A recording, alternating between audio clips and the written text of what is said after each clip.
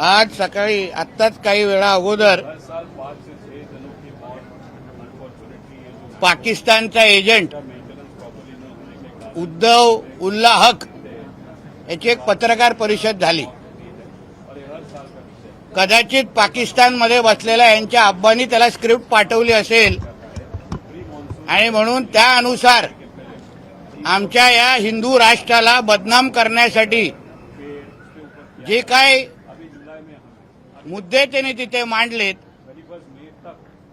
ती भाषा आणि पाकिस्तानच्या एजंटमधली भाषा काहीच वेगळी नाही.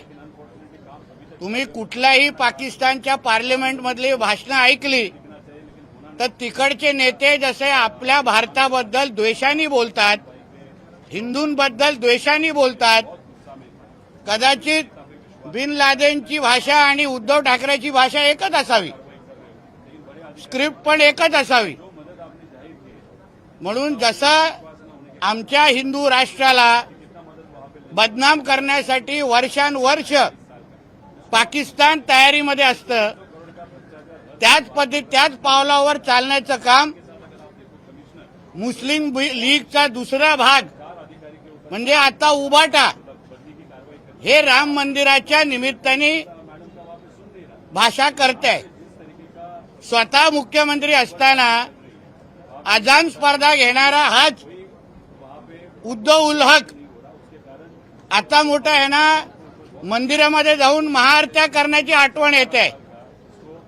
कोरोनाच्या काळात जे नियम मंदिरांना लावले, जे नियम मुख्यमंत्री असताना हिंदू सणांना लावले, ते कुठलेच नियम त्यांनी कधी मशिदीला आणि अन्य ईद आणि ह्या सगळ्या कधीच सणांना लावलेलीची हिंमत केली नाही. आणि म्हणून आता हे जे काय राम मंदिराच्या विरोधात जो काय हा बोंबलतोय ते पाकिस्तानमध्ये बसलेला त्याच्या सगळ्या अब्बांना खुश करण्यासाठी ह्याचं नियोजन आहे.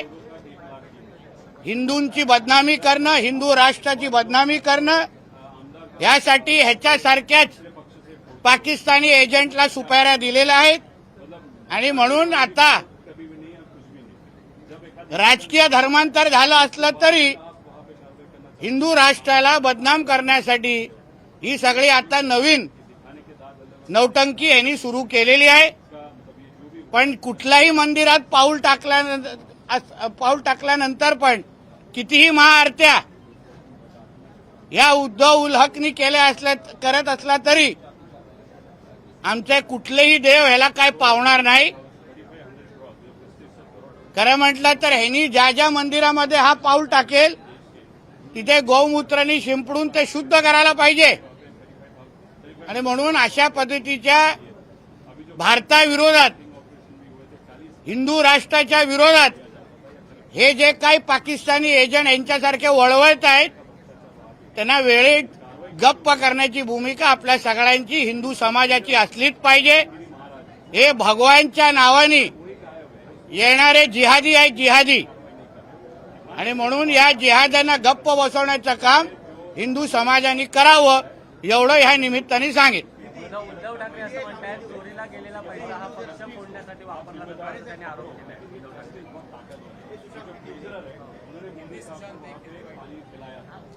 नाही, काही करण्या अगोदर मला हे जरा सांगा, हे काय त्या प्रश्नांची उत्तरं मलाही द्यायचे. त्याहीबद्दल आपल्या मनात प्रश्न आहेत, माझ्याही मनात त्या प्रश्नांबद्दल प्रश्न आहेत. ऐकलं का? त्यामुळे तुमच्याही मनामध्ये अनेक प्रश्न आहेत, त्या प्रश्नांची उत्तरं मलाही द्यायचे. त्याहीबद्दल आपल्या मनात प्रश्न आहेत, माझ्याही मनात त्या प्रश्नांबद्दल प्रश्न आहेत. किती प्रश्न आहेत बघ याच्याकडे. हे असा वेड्याचा बाजार आहे. वेड्याच्या बाजाराचा प्रमुख त्याला उद्धव उल हक म्हणतात. आणि म्हणून हिंदू समाज अशा पद्धतीचे असंख्य इस्लामिक आक्रमण हे आतापर्यंत हाणून पडत आलेलं आहे. धन्यवाद. हा अहो, संपूर्ण आमच्या हिंदू राष्ट्राने नरेंद्र मोदीजींच्या एनडीए सरकारला 3दा निवडून दिलं. 14ला तर ह्यांना पण निवडून दिलेलं उद्धवजींच्या बरोबर. म्हणून हे आता काय भारतीय जनता पक्षाच्या विरोधात बोलतात.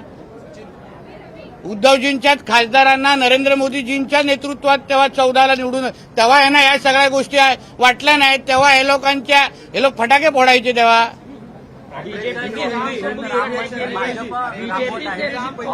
राम मंदिर भाजप राबवत आहे असं त्यांनी आरोप केलेला आहे. ऑपरेशन काय? राम मंदिर आम्हा लोकांना ऑपरेशन करण्यासाठी आमच्यासाठी राम मंदिराचा मुद्दा नसतो. आस्थेचा विषय आहे. निवडणुकापुरतेचा आमच्यासाठी राम मंदिर हा विषय नाही आहे. हिंदू राष्ट्रामध्ये राम मंदिर हा आस्थेचा विषय आहे.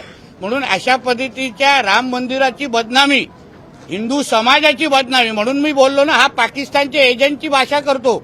कुठलाही अतिरेकीची जी भाषा असते त्याची आणि उद्धव ठाकरेच्या भाषेमध्ये काहीच फरक नाही. त्यांना पण भारताची बदनामी करायची आहे आणि या उद्धव हुल्लकला पण तेच करायचं आहे. बीजेपी से राम को मुक्त करने के लिए बीजेपी से राम को हे मराठी झालं तुमचं काय होतं ना? तुम्हाला लाज वाटली वाटतं विचार? बीजेपी से राम को मुक्त करने के लिए तुम्हाला लाज वाटली वाटते विचारायला? तुम्ही विचारत होता म्हणून गप्प बसला. अरे विचार ना बाबा, हिंदी में पूछना है, बोले चलो. बीजेपी से राम को मुक्त करने बोले. के लिए राम रक्षा यात्रा. बोले. उद्धव ठाकरे ने बोला है कि जिस तरीके का राम ऑपरेशन राम जो है उसके अमल में है शिवसेना और बीजेपी, तो राम मंदिर के चढ़ावे के चोरी के खिलाफ वो अब आंदोलन कर रहे हैं. चालीसा पढ़ेंगे, राम रक्षा पढ़ेंगे. ऐसा है, इस जैसे पाकिस्तान एजेंट को अभी इनको राम मंदिर याद आया. तभी इनको जब खुद मुख्यमंत्री थे तभी आजान का स्पर्धा लेने वाला यही उद्धव ठाकरे थे.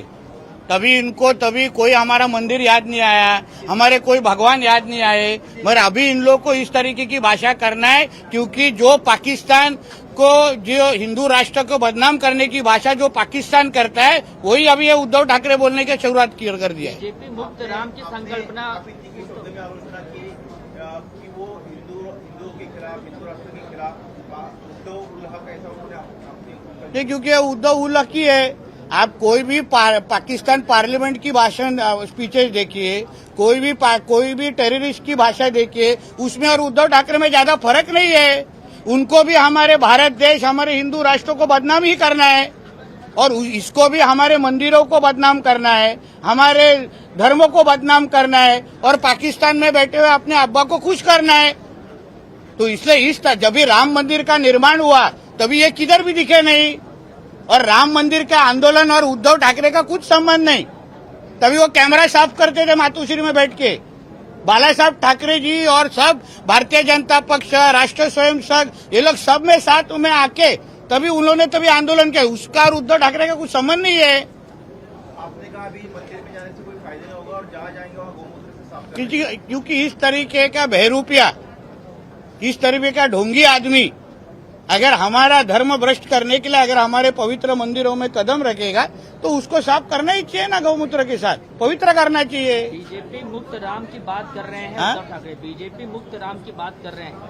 बीजेपी से राम को मुक्त करने की बात उद्धव ठाकरे. देखिए, भारतीय जनता पार्टी, ये सब पार्टियों के होने के पहले हम एक हिंदू है. हमारे दिल से राम कैसे निकालेंगे? हमारे भगवान है. हम क्या हमेशा भारतीय जनता पक्ष पार्टी, शिवसेना, कांग्रेस करके हम लोग जीते नहीं. हम एक हिंदू करके भी जीते हैं. तो हमारे दिल से कैसे राम निकालेंगे? जैसे उनके दिल से अल्लाह निकाल पाएंगे क्या? अभी सेम है. सर त्यांनी राम रक्षा आंदोलन सुरू काय? म्हणतात. अरे पण उद्धव ठाकरे आणि रामदेवाचा काही संबंधच राहिलेला नाहीये. त्याचं राजकीय धर्मांतर झालेलं आहे आणि राजकीय धर्मांतर झालेल्या व्यक्तींनी आमच्या धर्माच्या बाबतीमध्ये काहीच बोलू नये अशी भूमिका आमच्या सगळ्यांची आहे. सर पण त्यांनी असंही म्हटलंय, नितेशजी त्यांनी असंही म्हटलंय की अमित शहा जरी आमच्यासोबत आले तरी आम्ही त्यांच्यासोबत अयोध्येला जाऊ. भाजप आमच्या सोबत आली तरी देखील आम्ही बघा, एक लक्षात घ्या, हिंदू म्हणून एक दुसऱ्याबरोबर एकत्र येऊन आमच्या कुठल्याही मंदिरात जाणं मध्ये चूक नाही ना. आम्ही जेव्हा कुठल्याही मंदिरामध्ये पाऊल टाकतो, आम्ही आमची पदं, आमच्या पक्षाची ओळख ही सगळे त्या मंदिराच्या बाहेर ठेवून एक हिंदू म्हणून त्या मंदिरात जातो. मग अमित शहा साहेब असतील किंवा कुणीही असेल, उद्या माझ्याबरोबरही अगर त्यांना मंदिरामध्ये जायची इच्छा असेल ना, कोण नाही सांगणार नाही त्यांना. मी घेऊन जाईन त्यांना. कदाचित परत धर्मांतर करीन, घर वापसी करून टाकीन त्यांची. हिंदू आणि राम भक्तांना त्यांनी आवाहन केलंय रविवारी दादरमध्ये जमण्यासाठी. किती लोक जमतील असं वाटतं? बघा, एक लक्षात घ्या, किती लोक आणि आता उभाटाचा काही संबंध राहिलेला नाही. मुद्दा असा आहे, आमच्या मंदिरांमध्ये जमण्यासाठी आम्हाला कुठल्या तरी उद्धव हकला आवाहन करण्याची गरज नाही. आम्ही रोज मंदिरात जातो, रोज तिथे नतमस्तक होतो, रोज आमच्या देवाची पूजा करतो. त्यासाठी ह्या अशा पद्धतीच्या जिहाद्याला येऊन आम्हाला सांगण्याची गरज काय आहे? आम्ही तसेही आमच्या मंदिरात जातो. त्यांनी तर आत्ता तारीख ठरवलेली आहे. आम्ही तो रोज मंदिरात जाणाऱ्यापैकी आहोत ना. मग राणे साहब, संजय राउत इसके पहले उद्धव ठाकरे की प्रेस कॉन्फ्रेंस के पहले उन्होंने कहा कि बीजेपी ने राम मंदिर कांड कर, बीजेपी को मोहम्मद गज ने भी कहा कि ये जो राम मंदिर को लूट रहे हैं. देखिए ऐसा है, उनके जो कुछ अभी हमारे संजय राजाराम राउत जो बोलते हैं ना, उसको कोई सीरियसली लेता नहीं है. ऐसा है, इसलिए उन्होंने कुछ भी भारतीय जनता पार्टी के बारे में बोला, वो अपना सामना से पगार चालू रहना चाहिए, इसके लिए बोलते हैं. तो अभी ये उम्र में उनका पगार चालू रहे, बाद में पेंशन भी मिले, ऐसे मेरा उनकी शुभकामनाएं. ये भी कह रहे हैं कि पावर का गलत इस्तेमाल हो रहा है और जिस तरीके से ब्रजभूषण सिंह और वीरेंद्र शास्त्री है वो भी बोलने से डरते हुए नजर आ रहे हैं. पावर का गलत इस्तेमाल 14 से 19 तक नहीं हो रहा था क्या? तभी तो हर तरीके के साथ में हो रहे थे. और जब वो खुद मुख्यमंत्री थे तो पावर का बहुत अच्छा इस्तेमाल किया. हमारा घर तोड़ना है, देवेंद्र जी फडणवीस जी को अरेस्ट करना है, वही तो पावर का गैरफायदा कैसा लेना है, वो उद्धव जी उसका पीएचडी किया है उसके अंदर. आपने कहा सर कि उद्धव ठाकरे जब भी जहां मंदिर में जाते हैं तो मंदिर दर्शन होना चाहिए. क्या उद्धव ठाकरे जी आप हिंदू नहीं हैं? वो तो उनके हरकतों से ही लग रहा है ना. जो उन्होंने मुख्यमंत्री बनने के बाद जिस तरह के हमारे पालघर के साधुओं के साथ क्या किया, यही तभी मुख्यमंत्री थे ना. तभी अन्य धर्मों को, अन्य उनके फेस्टिवल को अलग न्याय और हमारे सब फेस्टिवल्स को अलग न्याय, यही करने वाले उद्धव ठाकरे ही थे. तभी उनको हिंदू बनने का याद नहीं आया. अजान स्पर्धा ऑर्गेनाइज करते उनको याद नहीं आया. तभी हिंदू अभी बराबर जब पूरा उनको राम मंदिर की याद आई है. कभी इतने सालों में तो राम मंदिर बनने के बाद कभी गए क्या मंदिर में आशीर्वाद लेने के लिए? फिर अभी जा रहे. नहीं, मंदिर में जाने की किसी को पाबंदी नहीं है. हर कोई मंदिर में जा सकता है. मंदिरों में और मस्जिद में फरक है मॅडम. चला आता संपवायला पाहिजे.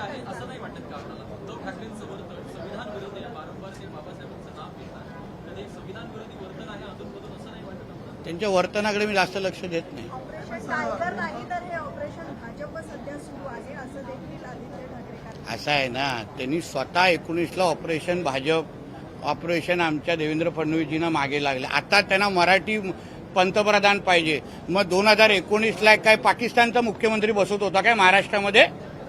मग तेव्हा देवेंद्र फडणवीसांच्या विरोधात कशाला षडयंत्र केलं? मग कशाला वडिलांना तेव्हा बसवायला बघितलं? मग तेव्हा काय वेगळा कोणतरी पाकिस्तानवरून आम्ही माणूस आणून मुख्यमंत्री बसवत होतो काय महाराष्ट्राचा?